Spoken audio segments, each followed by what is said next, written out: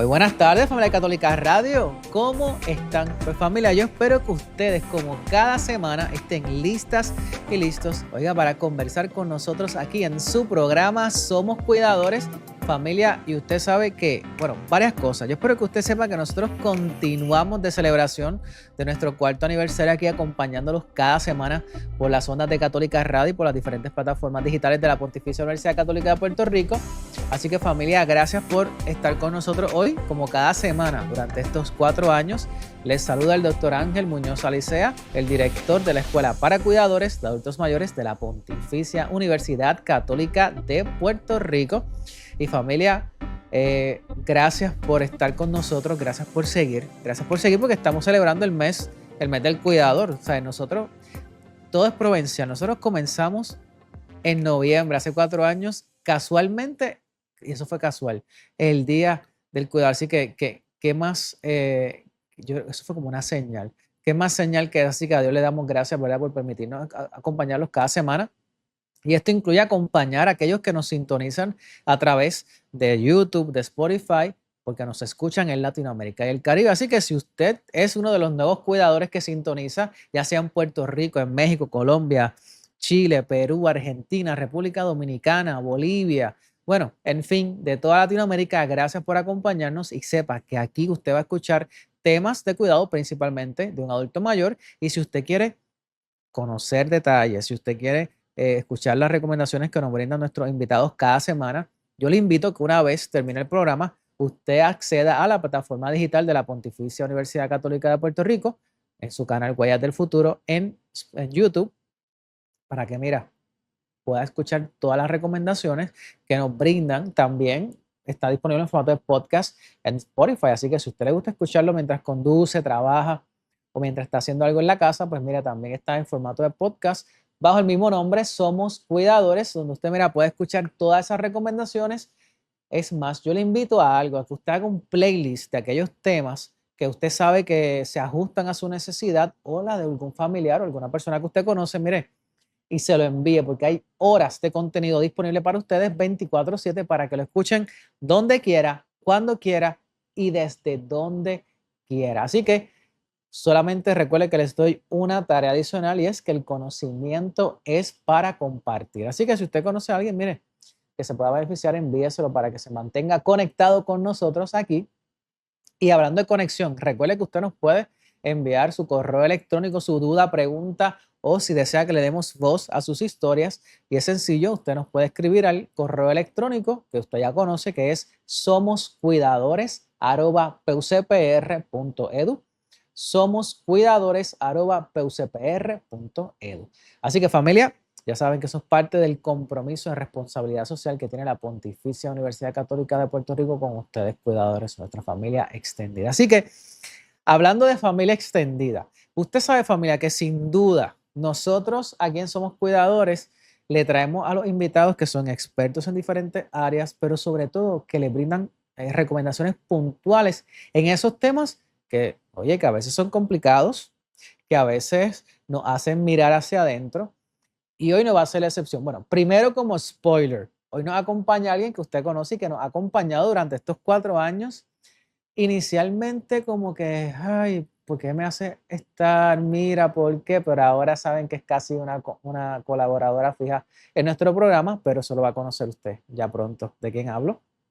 Pero sepa que hoy lo que vamos a estar trabajando o conversando es un tema que muchas veces se ha silenciado, porque es que el duelo en sí mismo se experimenta no solamente cuando alguien muere, también se puede experimentar el duelo cuando una persona adquiere algún tipo de discapacidad a raíz, por ejemplo, de un accidente.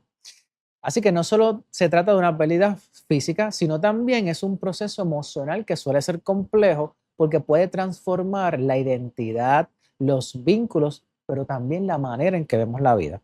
Así que para conversar de esto, familia, tenemos una invitada que usted conoce, que usted ha escuchado, y ya está en pantalla. La doctora Marilia Pado Aquiles, que usted sabe que es una de nuestras colaboradoras, también es facultativa acá en la Pontificia Universidad Católica de Puerto Rico, además de psicóloga clínica, consejera en rehabilitación. Así que familia, estamos, como decía mi abuelo, blindados para conversar de este tema. Así que Marilia, Qué bueno que estás de regreso Hola, aquí en Somos Cuidadores. Hola. qué bueno estar de regreso. Primeramente, felicidades por estos 4 años de un programa de excelencia y qué bueno yo haber sido parte de algunos de ellos y que esté de vuelta porque hacía tiempito no estaba por ahí, no te visitaba. Así que muy contenta de estar hoy aquí contigo. No, sabes que te aprecio muchísimo y estoy muy agradecido porque sin duda, familia, como les digo, y yo no exagero ni un poquito, bueno, al menos esta vez. Y es que este programa se nutre de gente buena, de personas, de profesionales que regalan su tiempo, que regalan para compartir con nosotros sus experiencias y sobre todo esas recomendaciones semana tras semana y es una labor, oye, titánica y yo le agradezco muchísimo. La doctora hizo 20 malabares para poder estar con nosotros. Así que yo le agradezco muchísimo eso, porque, doctora, sin duda, cuando hablamos del proceso de adaptarse, es muy complejo porque hablamos de emociones que van a llegar, de cómo acompañar a alguien sin invalidar lo que está sintiendo, herramientas psicológicas y emocionales que muchas veces no están sólidas o que van desde la esperanza hasta la desesperanza, el sentido de vida hasta la desilusión. Así que me gustaría que podamos conversar acerca de esto. Claro que sí. En efecto, como bien estableciste desde el principio, el adquirir una condición puede ser un gran reto, es bien complejo, trae un sinnúmero de retos para la persona que lo experimenta. No es el simple hecho de adquirir una discapacidad, como bien estableciste, es todo lo que se despierta con la adquisición de ella y que en ocasiones no está solamente, ¿verdad? Atado a lo que siente la persona, sino lo que le hace sentir el entorno, cómo la comunidad o la familia también se muestra ante esa adquisición de la discapacidad. Y como bien estableces, pasa por un sinnúmero de emociones, desde la esperanza de que pueda salir de esto y mi situación de salud o la situación que estoy atravesando pueda mejorar, hasta esa desesperanza. De hecho, sí, doctora, y eso que menciona me parece importante porque hemos tocado el tema de lo que es el duelo, lo que es la pérdida en diferentes momentos, pero sin embargo, a modo de tal vez refrescar a aquellos que tal vez no han escuchado esto antes, ¿cómo una persona podría definir lo que es el duelo, pero en el contexto tal vez de adquirir una discapacidad? Porque generalmente volvemos, pensamos en duelo en la persona que muere, pero adquirir una discapacidad, o sea, una persona que ha sido, no sé si el término que podamos usar es altamente funcional, sin mayor dificultad desde que nace, y ahora la adquiere en un punto de su vida donde es una persona adulta con responsabilidades económicas, familiares, y sin duda, ¿verdad? Me gustaría tal vez que lo veamos en ese contexto. ¿Cómo podríamos definirlo? Claro, aquí la pérdida no es de un ser querido, aquí la pérdida no es por muerte, sino que es una pérdida de una parte de sí. Y este elemento es importante porque la persona pierde su cuerpo como lo conocía, pierde su autonomía, pierde o cambian rutinas, roles, sueños que estaban en marcha. Así que cuando nosotros estamos hablando de duelo frente a una discapacidad, estamos hablando de un proceso emocional que atraviesan las personas que adquieren una condición física, mental, algún tipo de discapacidad. Y hablo de la adquisición porque no es lo mismo nacer con una condición que me permite adaptarme y compensar a través de mi vida a quizás tener una vida funcional y de repente entrar en una pérdida de algún tipo de función. No tiene que ser necesariamente una pérdida de una extremidad, puede ser una condición crónica que entonces ya tengo mucho dolor y ya no me puedo mover de la misma forma, ya necesito que me ayuden a vestirme, ya necesito que me ayuden en mi autocuidado. Así que no se trata solamente de adaptarse a un cuerpo o a unas condiciones de salud, se trata de reconstruirse desde una identidad que se rompió y que comienza entonces un proceso de transformación. ¿Por qué? Porque ese duelo por discapacidad adquirida es una travesía emocional, es una travesía psicológica, donde yo tengo que empezar a darle sentido a nuevas cosas, a encontrarme en nuevas cosas, a relacionarme conmigo de una forma distinta, a moverme en un mundo que quizás es hasta un poco desconocido. Pensemos, por ejemplo, en la adquisición de una condición visual. Yo veía como naturalmente la mayoría de las personas lo hacen y de repente pierdo mi vista. Yo tengo que empezar a moverme en un mundo que es desconocido para mí. Tengo que empezar a conocer cuáles son mis fortalezas, tengo que empezar a buscar mi identidad de nuevo. Así que ese proceso de duelo se ve marcado por unas pérdidas que son más simbólicas que tangibles.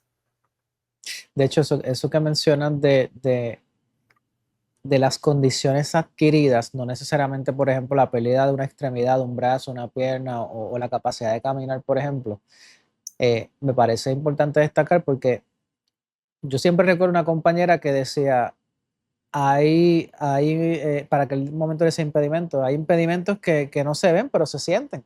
Correcto. Y sin duda estamos tan socialmente acostumbrados a que una persona que tenga la discapacidad tenga que verse para validar que la tiene. Y hay otras muchas que sin duda la persona puede ser bastante funcional, pero tenga esos periodos de mucho dolor o de dificultades. Por mencionar alguna, como por ejemplo la esclerosis múltiple, que sabemos que Correcto. cuando en momento se exacerba la condición, pues hay unos cambios. Entonces, me lleva a pensar que es posible que ese impacto emocional, que tanto para la persona como para la familia, puede variar según la condición, sea una, por ejemplo, física o funcional. Así que dentro de su experiencia, ¿verdad? Y sé que hace poco estuvieron presentando en Colombia junto a facultativos y al decano del Colegio de Ciencias de la Conducta. Y me gustaría un poco hablar en tu experiencia, ¿cuál pérdida suele generar un mayor impacto emocional en las personas? ¿La que es por lo físico o lo funcional? Realmente por lo funcional. Eh, por ejemplo, te voy a dar un ejemplo sencillo. Supongamos que yo tengo una caída y me fracturo un pie.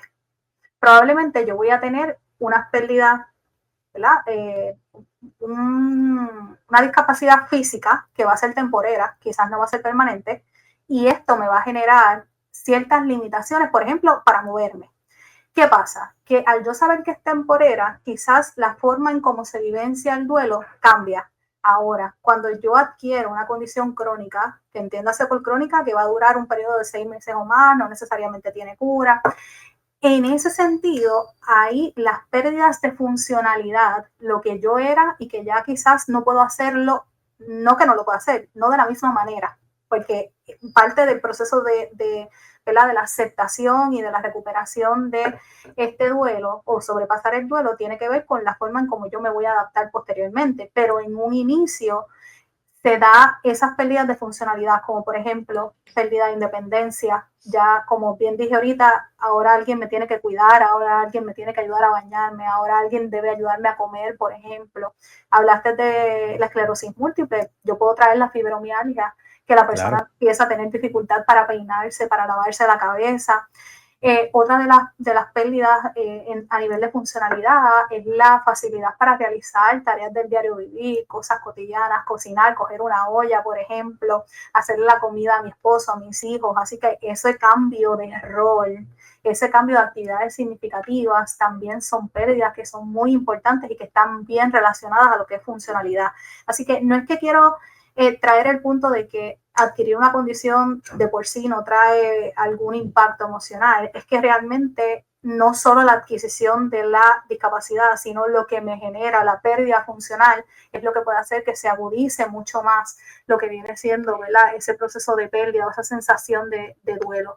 También la pérdida de control del tiempo, porque a lo mejor yo estaba acostumbrada a levantarme, a hacer las cosas en determinado momento, ahora me toma mucho más tiempo, ahora mi cuerpo no responde de la misma manera, ahora pierdo la idea que yo tenía quizás de mis planes futuros, de cómo voy a hacer entonces las cosas. Y a veces el dolor más grande o la sensación de duelo, de desesperanza más grande que se da es darme cuenta que esa vida que yo imaginé ya no va a claro. ser igual. Que de hecho, perdón que te interrumpa, Marilia, estoy trabajando con un estudiante de una disertación doctoral que va en esa línea. Cuando se adquiere como esa pérdida de la expectativa de lo que iba a ser la vida, Correcto. puede suponer un duelo. Y lo supone, realmente lo supone. Es como hablábamos en la presentación que trae de Colombia, ¿verdad? Es una grieta de entre lo que era y lo que es ahora, donde entonces la tristeza, la frustración, la incertidumbre entran en juego y quizás son emociones que esta persona no había experimentado. Y no hablemos del elemento de ansiedad que Claro. también entra, porque cuando llega un diagnóstico, dependiendo del que sea, puede suponer para la persona, mira, estoy cerca de morir, o esto acorta mis años de vida, y entra ese miedo y esa ansiedad también por lo que puede ser en el futuro. Así que, en efecto, esa pérdida de funcionalidad es una de las herramientas o uno de los elementos más importantes cuando de esa sensación de pérdida o duelo estamos hablando. De hecho, me gustaría que más adelante podamos conversar cómo se puede sugerir ese proceso de adaptación, de cambio, tal vez de ajustes. Y yo creo que una palabra importante a conversar es este proceso de aceptación. Pero me gusta, eso es ya mismo. Pero antes de eso, mencionaste algo que me gustaría que podamos tocar antes de la pausa. Y es que cuando lo describías, Marilia, yo pensaba como etapas. Esta etapa inicial donde se recibe, pasa la situación, el accidente y se recibe la noticia de esta nueva realidad, de este nuevo cambio y cómo tal vez esto va evolucionando con el tiempo. Porque imagino y pienso que los que nos escuchan también pueden estar en esa línea de que de un inicio puede ser complicado, pero ¿cuánto tiempo sería razonable? ¿Cuánto tiempo ya es mucho tiempo para este proceso de irme adaptando? ¿Cuánto tiempo tal vez si yo esto estoy viviendo sería un tiempo razonable de permitirme todas estas emociones que mencionaste como dentro de una etapa inicial encaminada a una acción de hacer los ajustes? Mira, gracias por traer este punto, porque en efecto hay etapas que se viven igual que en otros procesos de duelo, donde primero yo puedo entrar a una etapa de shock, etapa de coraje, y ese coraje puede ser conmigo mismo por no haberme cuidado, porque inmediatamente la persona se responsabiliza, qué no hice, qué dejé de hacer, por qué llegué a esta situación. Así que se vivencian esas etapas donde yo entro hasta en un proceso de negociación eventualmente hasta que se da, ¿verdad?, la aceptación. En términos de lo que viene siendo tiempo, al igual que otro tipo de duelo, no hay un tiempo específico. El tiempo va a depender de la persona, de cómo vaya vivenciando sus etapas, de con la facilidad que pueda reconstruir esa identidad o darse cuenta de yo soy más que mi discapacidad. Esto simplemente es una parte de mí, pero no es mi todo, es solamente un área. También del apoyo que reciban, ¿verdad? Y no quiero entrar en un proceso necesariamente de hablar de un tiempo específico porque no quiero entrar en una patología, pero sí se espera que la persona pueda tener un tiempo razonable para adaptarse, pero ese proceso de adaptación, como bien establece, va a estar influenciado por el apoyo social que yo pueda recibir, mi propio proceso de aceptar esta nueva realidad, las destrezas que yo pueda desarrollar. En muchas ocasiones cuando hablamos de discapacidad, la persona empieza a enfocarse en lo que no puedo hacer. Y yo siempre digo, ¿para qué me sirve lo que no puedo hacer si no hago nada con ello? Necesito enfocarme en lo que queda, que fuera de lo que a mí me sucedió, fuera de esta parte de la discapacidad, ¿qué queda de mí? ¿Cuáles son esos valores? ¿Cuáles son esas habilidades? ¿Cuáles son esas destrezas que aún con mi condición yo puedo seguir teniendo? Entonces, esa parte de la adaptación no tiene un tiempo específico, claro, no debería prolongarse por años y años y años, porque, ¿verdad?, entraría entonces en un proceso mucho más complejo. Pero sí es importante que nosotros podamos destacar que tampoco es lo mismo la adaptación a un proceso de condición física, quizás a un elemento de condición emocional, ¿verdad? Claro. Algún trastorno emocional, porque en muchas ocasiones la persona con trastorno emocional, por todo el estigma que conlleva, siente, no puedo lidiar con esto toda mi vida, y no se da cuenta que, volvemos, es una parte de su vida, pero no representa el total de lo que en sí él es. Así que ese proceso de aceptación, de adaptación, ese proceso de las etapas va a ser bien distinto en cada persona y va a estar influenciado por los aspectos sociales, los aspectos personales y familiares que puedan ayudar o propiciar a que se dé de una manera más rápida o no. De hecho, mencionaste algo que me gustó mucho y es que la persona es mucho más que su discapacidad. Yo suelo decirlo a los muchachos, a los estudiantes, la persona es mucho más que su diagnóstico, Claro, porque muchas veces al escuchar el diagnóstico comienzan a vivir según el estigma, lo que han escuchado que es el diagnóstico y empiezan a encajonar su vida en eso y no debería ser así, no tiene por qué ser así. No es menos cierto, como bien mencionas, van a haber unos cambios, unos retos, pero oye, es mucho más que eso. Una persona que pueda hacer muchísimas cosas, tal vez adaptando algunas otras. Yo creo que en esa parte, en el programa de consejería en rehabilitación clínica, le dan un aprendizaje genial a los estudiantes. Que de hecho, nos tenemos que ir a una pausa. De hecho, antes de eso, les saludo a mi grupo de desarrollo humano con discapacidad, que los veo los jueves de, de- de- del programa de consejería en rehabilitación clínica, que muchas veces hablamos de esto desde las etapas de desarrollo y ha sido un proceso muy enriquecedor cómo ellos pueden comprender que desde la discapacidad también hay un proceso clínico que tiene un impacto en cómo esta persona entonces afronta, acepta o se inserta en lo que es ese proceso de la rehabilitación. Así que saludo a ellos, saben que les quiero mucho y prepárense que tienen examen pronto, pero antes de llegar allá, María, tenemos que ir a una pausa, pero me gustaría que cuando regresemos podamos conversar el hecho de que el entorno familiar o la pareja suele tener un rol importantísimo en este proceso, pero también, hermano, es cierto que puede estar atravesando también un proceso de adaptación y cómo esto, ¿verdad?, puede tener un impacto en ambos, ¿te parece? Claro que sí.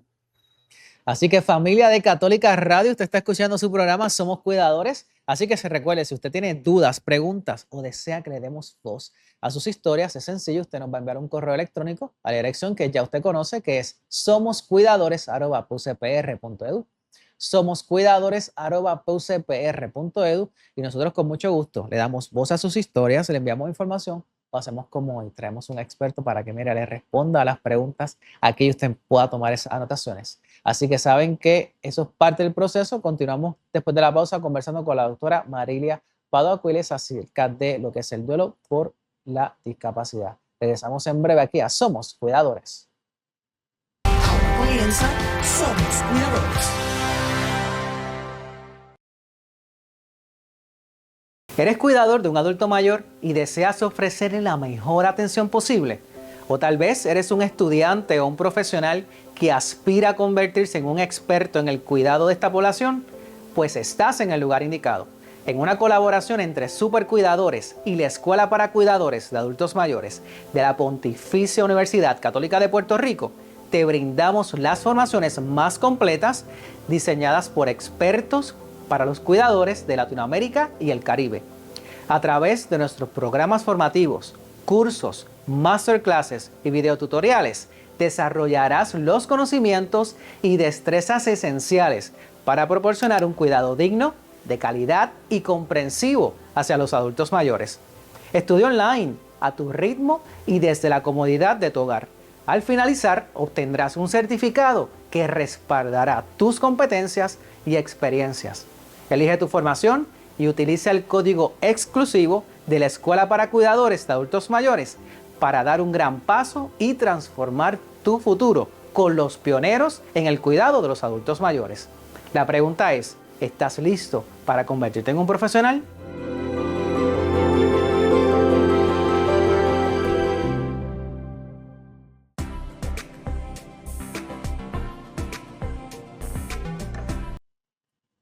Bueno, familia católica de radio, aquí nos encontramos de regreso en su programa Somos Cuidadores. Familia, y si usted me está escuchando, sepa que es momento del café. Si usted no se lo ha tomado aún, momento del café de la tarde. Recuerde que nosotros tenemos un cafecito en la mañana, cada segundo y cuarto martes miércoles del mes, debo decir, el miércoles del mes, a las 9 de la mañana en Arranca, Puerto Rico, en el segmento Tiempo de Cuidar. Saben que les acompaño ahora ya desde este semestre con Yaira Rentas y José Lucas. Así que gracias por aquellos que nos sintonizan y todo el cariño que me han dado al integrar este nuevo espacio. Sin duda ha sido una gran bendición integrar a la familia de Arranca Puerto Rico. Recuerden, segundo y cuarto miércoles del mes a las 9 de la mañana por Arranca Puerto Rico en Tiempo de Cuidar. Pero hoy aquí en Somos Cuidadores, de hecho, yo estoy haciendo el anuncio, pero sepa que ayer me escucharon, los que me escucharon ayer están con nosotros hoy. Gracias por eso, porque como les dije ayer, hoy me acompaña la doctora Marilia Pado Aquiles, que Bueno, tengo que decir, confesar, no les dije que venías tú, Marilia. O sea, le dije de qué íbamos a hablar, pero no les dije que me acompañabas tú. Era esa sorpresa de que pudieras estar con nosotros de nuevo. Porque familia, si usted nos escucha, estamos conversando acerca de cuando se pasa un duelo por adquirir una discapacidad. La doctora Mariela Pablo Aquiles nos ha hablado acerca de este proceso de transición, de adaptación cuando se adquiere una discapacidad y yo creo que una de las partes cruciales que le invito a que escuche una vez acabe el programa, accediendo a YouTube y a Spotify, es la diferencia entre cuando es física y cuando es una emocional, tal vez una condición que no se ve, que tiene, ¿verdad? Una diferencia. Le invito a que pueda hacer ese catch up y ponerse al día una vez termine el programa. Marilia, Cuéntame. antes de irnos a la pausa, mencioné el aspecto del rol, la función, eh, eh, porque es que la familia, el entorno familiar, la pareja en estos procesos suele ser crucial. Yo creo que a diferentes niveles, porque a veces pensamos, no, si la pareja es cuando estás casada. No, no. Yo tengo estudiantes que están empezando su bachillerato y su novio o novia ha tenido un accidente y el mundo ¿verdad? Les trastoca. Así que me gustaría un poco si pudiera hablarnos este proceso del duelo ante la discapacidad, ya sea por la parte física o emocional, ¿cómo afecta este proceso del entorno familiar y a las parejas? Gracias por traer este tema porque pienso que es uno de los más importantes cuando de duelo estamos hablando. El duelo nunca es individual. La familia también está aprendiendo a vivir con una nueva realidad, así que experimentan, al igual que la persona que vivencia la discapacidad, ciertas etapas. Y se puede dar elementos relacionados a una sobrecarga emocional y física. Emocional porque yo quiero sobreproteger a la persona, sobre todo si es un niño o es mi papá quien adquiere una diversidad funcional, una discapacidad. Yo quiero cuidar a esta persona para que no le pase nada, yo quiero protegerla para que no siga afectando, así que hay una sobrecarga emocional más el cuidado que se supone que se le dé a esta persona con la adquisición de esta condición. Hay cambios en la dinámica familiar, en la comunicación. Tú has hablado en otros programas del burnout, ¿verdad? Que dan los cuidadores, así que aquí no es distinto. Cuando estoy cuidando a una persona con diversidad o discapacidad, en efecto, esos elementos emocionales se hacen presentes. Hay miedo al futuro. La familia experimenta ese miedo a cuánto tiempo vamos a estar en esta situación, quién va a cuidar de esta persona cuando yo tenga que retomar el trabajo, porque quizás inicialmente cuando la condición es adquirida, pues pueden coger unas licencias por enfermedad, pero esto no es eterno, esto, ¿verdad? Tiene un tiempo de caducidad. Entonces hay una necesidad de nuevas rutinas, de buscar nuevos apoyos, cuento con esos recursos de apoyo. Así que es ¿verdad? Se forma inicialmente un caos que después puede estabilizarse y puede ayudar a ese proceso de adaptación, pero en un inicio esa persona con diversidad funcional tiene a una familia que también está experimentando un duelo. En términos de lo que viene siendo la pareja, el impacto también es bien profundo, puede sentirse aún más porque no solamente hay un cambio, supongamos que la condición es adquirida y hay un cambio físico en la persona de la que yo me enamoré, sino que cambia el rol. A lo mejor yo vivía con Claro, esta persona y esta persona era la que cocinaba y esta persona era la que hacía las tareas del hogar y yo era el que estaba fuera trabajando. Ahora a mí me toca salir a trabajar, más cuidar, más hacer, ¿verdad? Estos roles que este familiar hacía. Se distribuyen las responsabilidades, la forma de apoyarse y sabes que, Ángel, hasta la intimidad emocional y sexual cambia y esto es un tema, ¿verdad?, importante traer porque quizás ya no va a ser de la misma manera en que era antes que la persona tenga la discapacidad, no es que no lo pueda hacer, ¿verdad? exacto. Porque las personas con diversidad funcional pueden tener roles sexuales activos, pero sí hay una transformación de cómo se vivencia esa relación de pareja. En algunos momentos se puede trastocar el rol y pasar de ser la pareja a ser el cuidador de mi pareja. Así que hay un cambio, convertirse un poco en el papá o la mamá de esta persona. Puede haber miedo, puede haber agotamiento, puede haber una sensación de que estoy perdiendo el equilibrio. Hay casos que la persona decide salir de la relación porque no puede con todo lo que esto, ¿verdad?, quizás trae ¿verdad? Y podemos quizás entrar en una discusión de si es adecuado o no es adecuado, pero la realidad es que esta persona también está viviendo un agotamiento, también está viviendo un proceso de duelo y en muchas ocasiones la evitación es la manera de poder trabajarlo. También es bien importante traer que no todo es negativo, porque dentro de esa redistribución de roles, dentro de ese proceso de transformación familiar, puede haber un descubrimiento de cosas nuevas, de formas distintas de acompañarse, de formas distintas de cuidarse, de formas distintas de amarse. Así que es bien importante poder reconocer, tanto familiar como en pareja, que la relación que se está viviendo con esta persona con diversidad funcional está en un proceso de transformación. Que lo que es hoy no significa que siempre va a ser así. Y como toda transformación requiere una buena comunicación, requiere tiempo, requiere paciencia y sobre todo tratar a estar al otro con compasión y también, ¿verdad?, a sí mismo tratarse con compasión en el proceso. Mencionaste dos cosas que quiero resaltar, las voy a decir para tocarle y que no se me olviden. Una Claro. es la transformación y la otra es cuando, que mencionaste y lo tenía en mente, cuando te conviertes en el cuidador de tu pareja. Primero, como bien mencionas, la evolución, los cambios en lo que es la relación de pareja, saben que familia pasan siempre, Correcto. siempre, aquellos que están comenzando una relación. Sepa, y no digo basado en la experiencia de relaciones, lo decimos, ¿verdad? Basado desde la experiencia clínica y, y las terapias de pareja, las relaciones evolucionan. Lo que pasa es que suele ser con el pasar del tiempo de manera paulatina, suavecita, con las situaciones que van pasando en el day to day, en el día a día. Sin embargo, cuando, como mencionó la doctora, cuando pasa una situación de repente, abrupta, un accidente, cambió de ahora para ahora. Y este proceso, yo le llamo, Marilia, el proceso sutil de adaptación de pareja cuando está nos enojamos y nos reconciliamos y nos volvemos a enojar y peleamos y nos reconciliamos. Eso supone una evolución en la pareja, pero cuando vienen cosas como las que tú estás mencionando, sin duda, no hay un proceso sutil de tiempo, eso fue ya, aquí y ahora.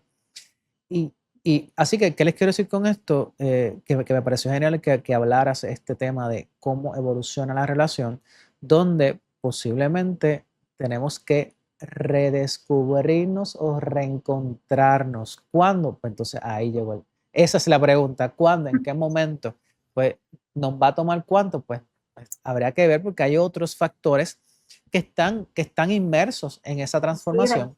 Claro. Sí, y lo otro que mencionaste, el tema pues como te dije, de ahora soy el cuidador o la cuidadora de mi pareja y cómo esto en mi cabeza cambia mis esquemas, mis procesos, mis interacciones, donde antes nos acercamos para darnos afecto, cariñito, apapachamiento, ¿verdad? Como dicen por ahí, y ahora me acerco para decirte, es momento de bañar porque tengo que hacer esto, me tengo que ir a hacer lo otro y cómo entonces cambia esta dinámica donde el ser pareja pasa a otro renglón en la parte de las prioridades y entonces pues se va, no quiero decir perdiendo, vamos, se va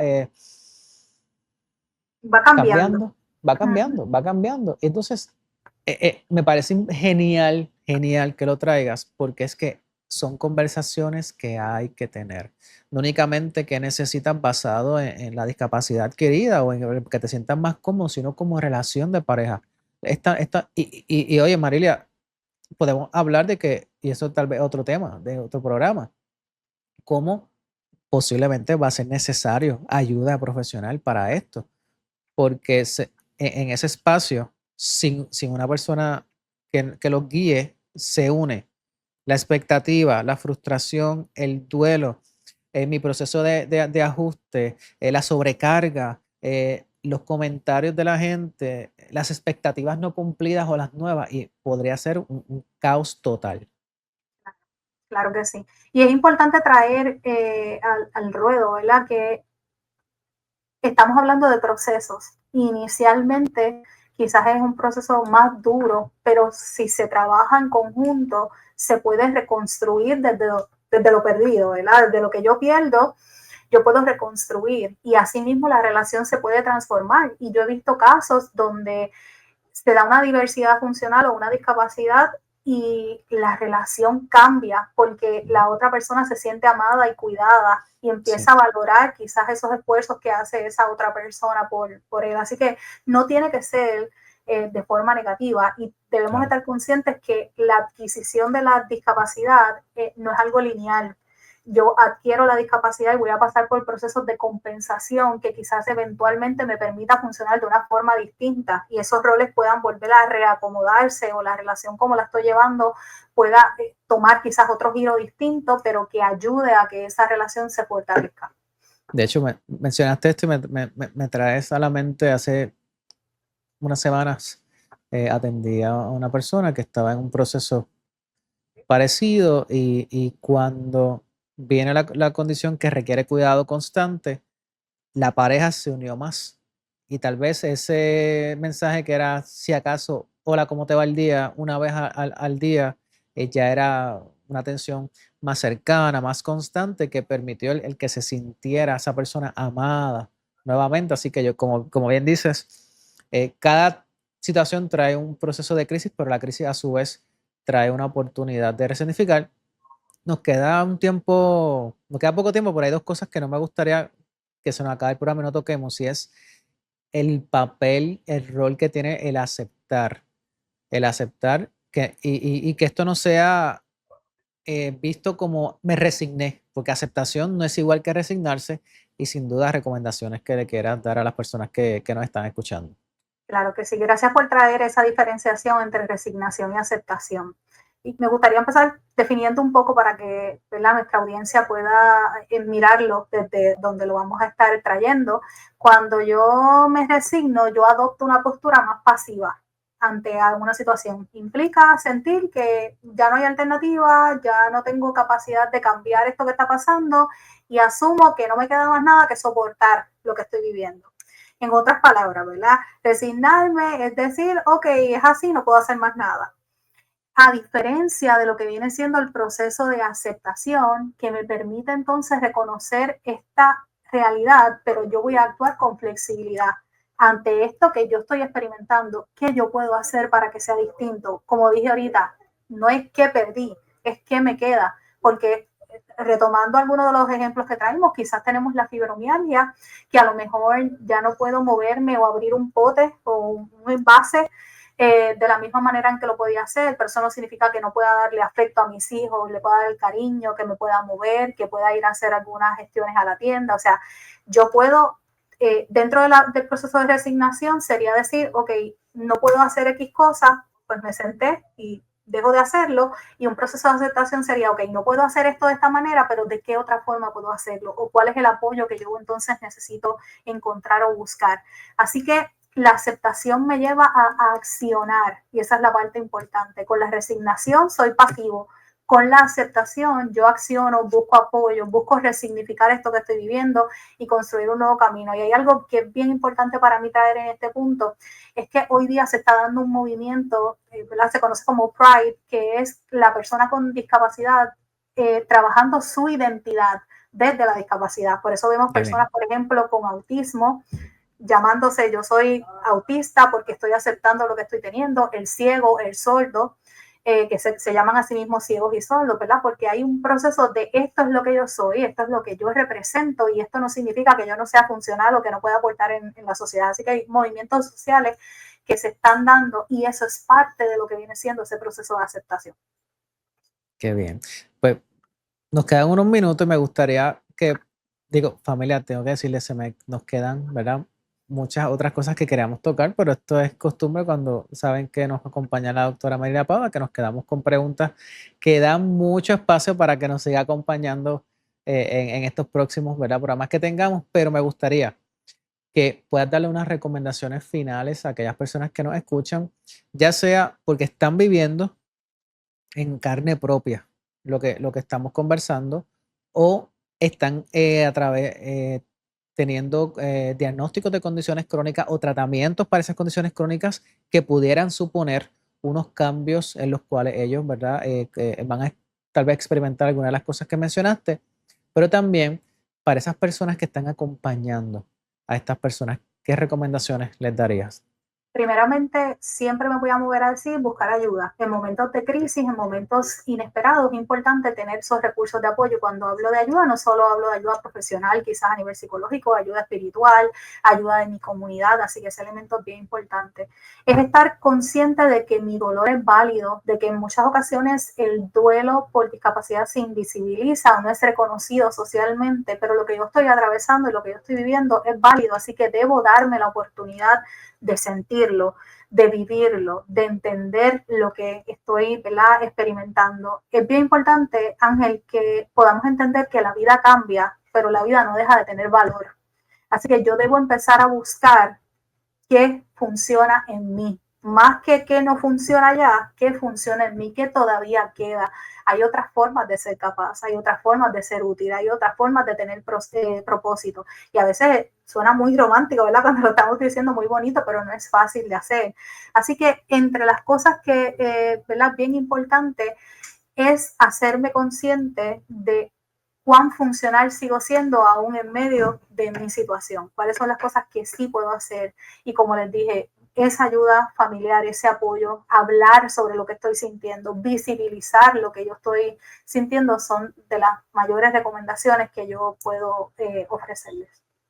Me gustó mucho eso de visibilizar. Es una palabra que se está utilizando, familia, porque sabes que es necesario visibilizar lo que siento, lo que siento, lo que vivo, lo que necesito, lo que me gustaría, pero también escuchar que hay disponible, que es un proceso de todo. Así que yo, sin duda, una vez más, le agradezco muchísimo a la doctora Mariela Padua que nos haya traído este tema, que a mí, desde que conversamos sobre esto, fue como que, sabes que me gusta mucho porque es que hay que conversar, hay que escuchar, familia, pero sobre todo prepararnos. Adquirir una discapacidad puede pasar en cualquier momento. Nos va a pasar a todos en algún momento de nuestra vida. Bueno, claro, sin duda. Así que prepárese, convérselo. Y cuando decimos preparar, no estamos hablando únicamente financieramente, económicamente, de hogar, de familia, de entorno. ¿Está bien? Así que, doctora, gracias nuevamente por acompañarnos aquí en Somos Cuidadores. Gracias a ustedes por invitarme. Me siento en casa como siempre y a la orden. Cuando quieran que venga para acá, yo vengo para acá rapidito. Ya saben, familia. Así que agradecidos de nuevo con la doctora. Si usted quiere algún tema que la doctora nos hable, ya sabe que nos puede enviar entonces un correo electrónico. Pero mira, sí, atención, doctora Mariela Padua. Este es el tema. Así que queda debidamente notificada. Así que, Mariela, gracias de nuevo. Gracias a ustedes. Un placer. Así que, familia de Católica Radio, recuerde que si usted, ya sabe, desea que le demos voz a sus historias, nos puede enviar el correo electrónico a somoscuidadores@pucpr.edu, pero también si necesita apoyo emocional de psicología clínica y trabajo social clínico en la Clínica Interdisciplinaria de Servicio a la Comunidad de la Pontificia Universidad Católica de Puerto Rico, usted puede recibir el servicio de manera presencial, por videollamada o teleconsulta. Usted lo que debe hacer es llamar al 787-841-2000, extensión 2413 o 2414 para coordinar su cita. Pero si no, de igual forma, nos envía un correo electrónico que nosotros los vinculamos con nuestro proyecto Hermanos de la Clínica Interdisciplinaria. Familia, nosotros no tenemos tiempo para más, pero yo le agradezco que nos sigan acompañando durante este año, que sea un año de mucha bendición. Así que, como cada semana les digo, recuerde que nosotros tenemos una cita fija a la misma hora por la misma frecuencia y no olvide que lo que resta del día es para ser feliz. Nos vemos la semana que viene aquí en Somos Cuidadores.